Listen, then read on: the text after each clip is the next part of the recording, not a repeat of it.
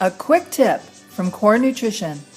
Remember, before starting this or any other fitness or nutrition program, consult with your physician. Emotional eating and making connections. When you're sad, angry, lonely, or stressed, how often do you turn to some kind of food for comfort? Making these connections is an important step to understanding why we turn to food during stressful or emotional times. Why do we want to understand this? Because food has an important role in our lives, and that is to nourish us on a cellular level. For many of us, food has crossed the line of nourishment and has become an emotional support, and has been there through good times and especially bad, losing its original purpose.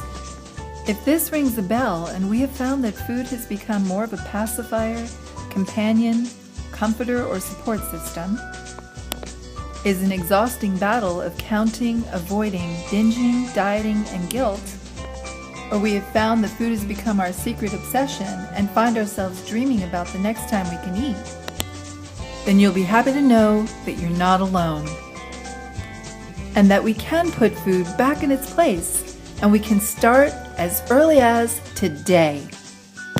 Making connections to why we turn to food when we're under stress or in need of comfort can be a major step in healing our relationship with food permanently. It can put food back in its original role of delivering nutrients and minerals to create energy and ward off illness. One individual that I worked with was able to make this connection for the first time in her life. She realized that her stressful career caused her to make food choices that would sabotage her health. That was an easy connection. It was during our group workshop when, for the first time, she made a connection to the pattern of how she was handling stress. What was eye-opening was not only that after a stressful day she would turn to food, but that the choice of food was consistently the same. If it was a really tough day at work, on her way home she would stop by the store and pick up a specific item to get over the stress of the day. Sure, this would make her very happy for the moment. But the short-lived happiness would be followed by binging, guilt, and emotional self-abuse. What she also shared was that she had a difficult relationship with one of her parents, and the atmosphere at home was usually tense. However, each week, this parent would be cooking some of her favorites, and each week the stressful home environment was replaced with an overwhelming feeling of comfort for the moment. The comfort that was missing at home was filled by that particular food. Instantly, the stress of home vanished for the moment. This was her next discovery, that the very food she would stop and buy after a tough day was the food that this parent would make each and every week. So even into adulthood, when under stress, she would always turn to that same food that would make her feel safe, comforted, and loved. How many of us can relate to that? Is there a certain food that we turn to when we're needing comfort or when we're under stress? So let's start building awareness.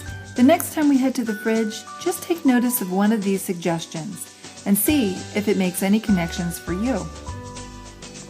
First, ask yourself, why? Are you hungry, or are you dealing with an emotional issue? Next, take notice of what you're looking for.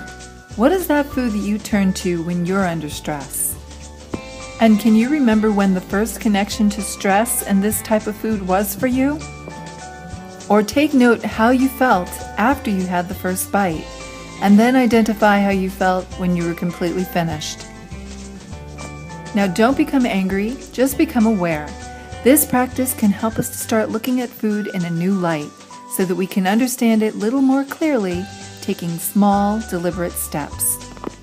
Try to journal it in some way. Make a mental note or write it down. Every time you put one of these tips into practice, you're going to notice a change in your relationship with food and heal it permanently. Most of us are dealing with food issues of one kind or another, but we can open the door to healing together. You'll never be sorry for investing in you. Are you ready to walk through that door? Do you want to know more about how to heal your body and your relationship with food permanently? Then join my members-only program and heal from the inside out. For more nutrition tips, recipes, videos, webinars, and more, reap the benefits of early sign-up and reserve your spot today. Join now and visit mycorenutrition.net and visit my members only page. I'll see you next time.